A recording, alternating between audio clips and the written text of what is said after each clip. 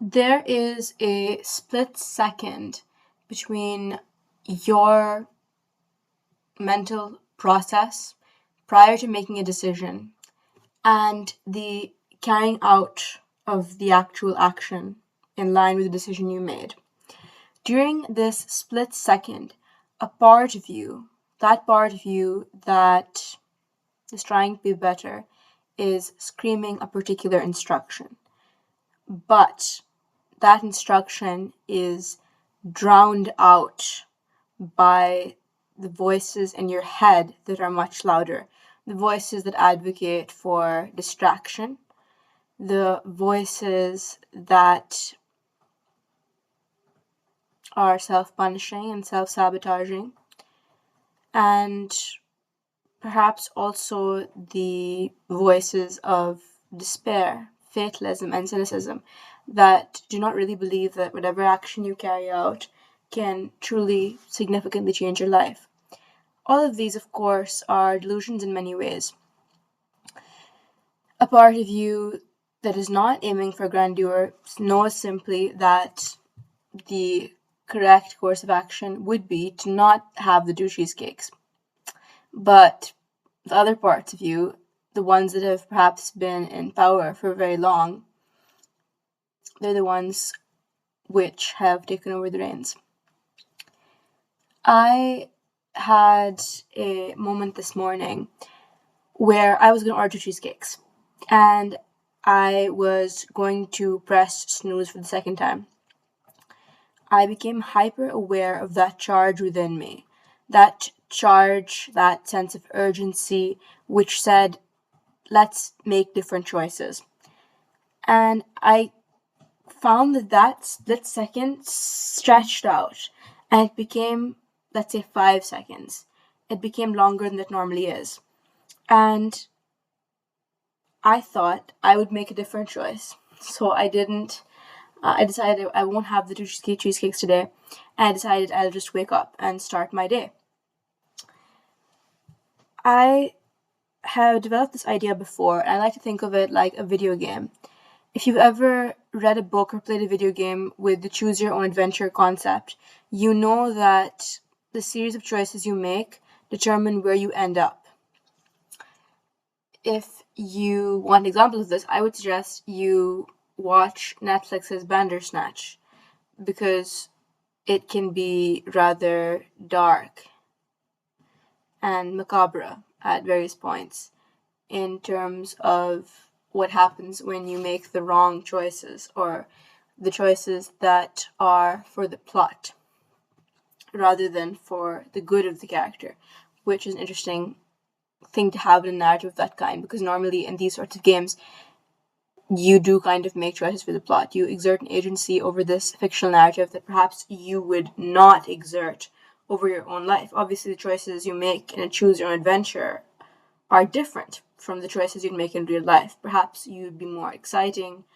I think that's the case for most people. I think most people are relatively conservative in the decisions they make, which is why they lead ordinary lives. And they enjoy the escapism of choose your own adventures because they can make unconservative decisions with no real stakes. But if you think about it, the meaning that they sort of ascribe to their wife is as abstract as the meaning that they ascribe to this fictional character. Very simulacra and simulacrum, right? They're all representation, so it doesn't matter much. But I think that idea is very powerful, to choose different things, to make different choices, to yield to impulses that you might not be very well practiced in.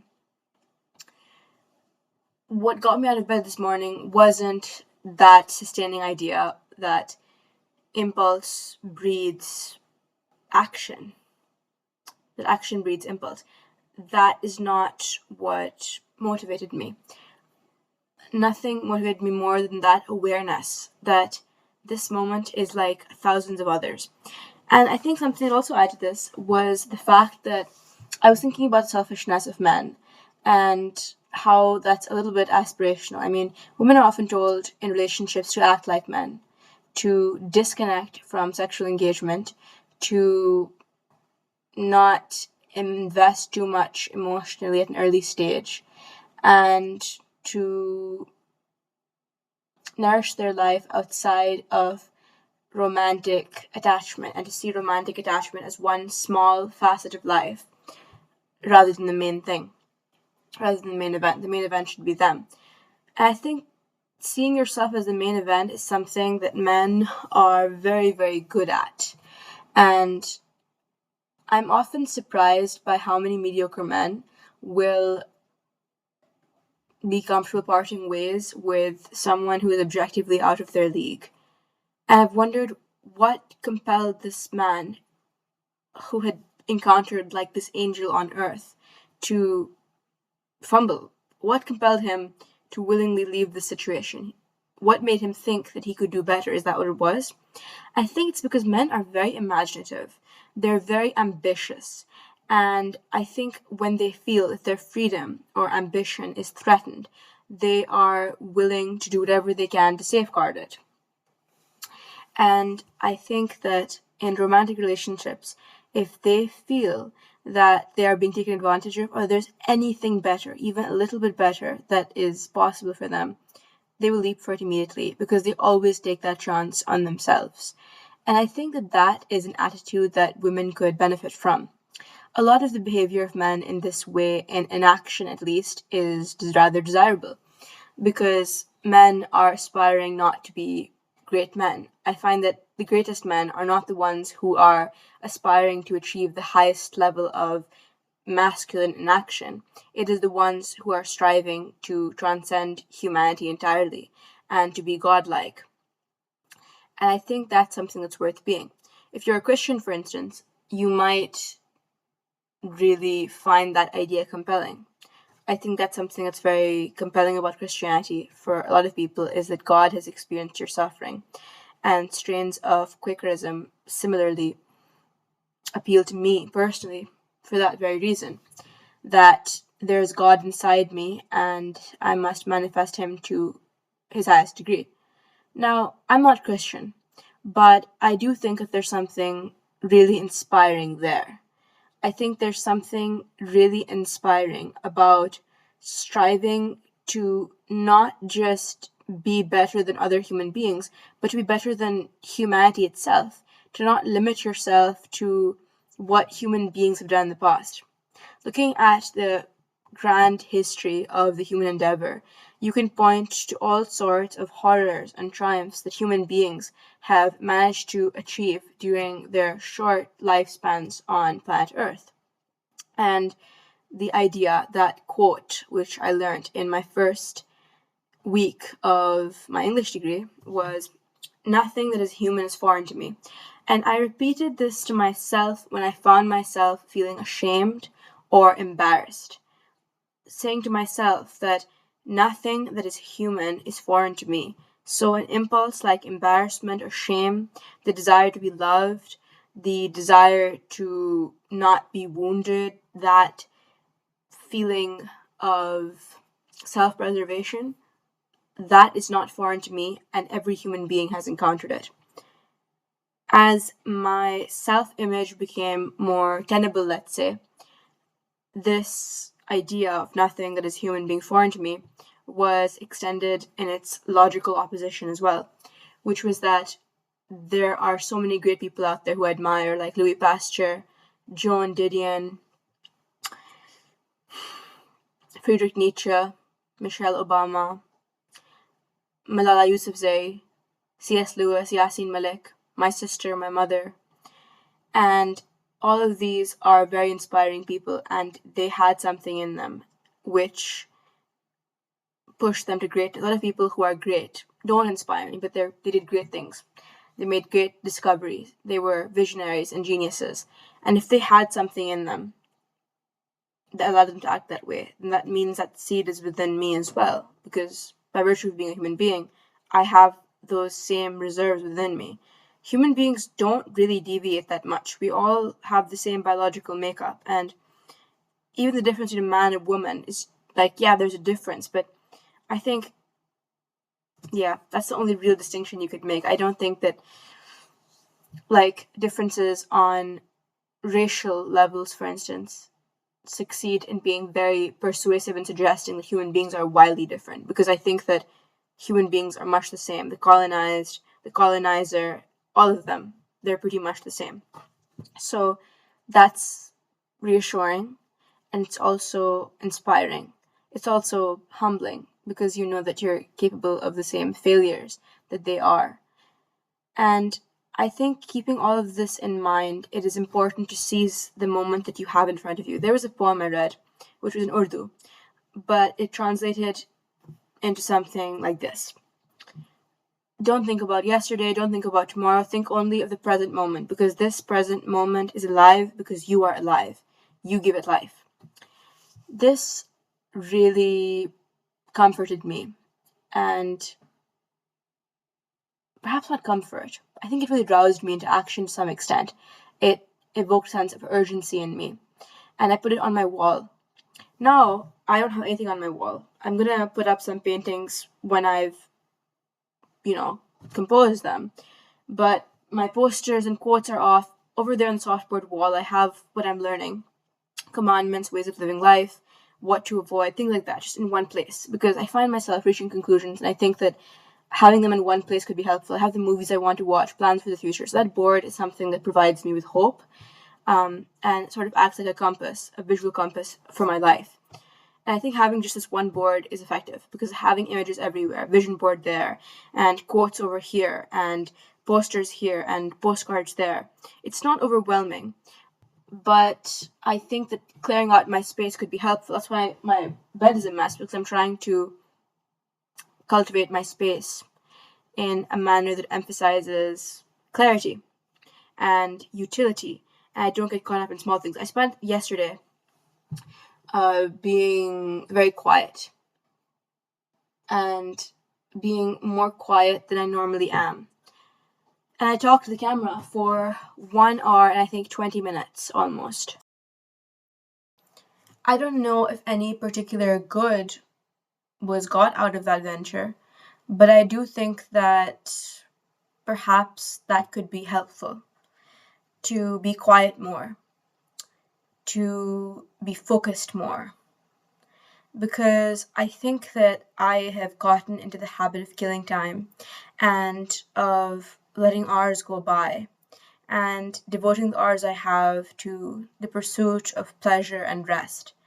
And I feel that this is not a good way to live. And I feel like I'm delaying myself, delaying the kind of life I want to live constantly, the life I want to lead. Is that a Freudian slip?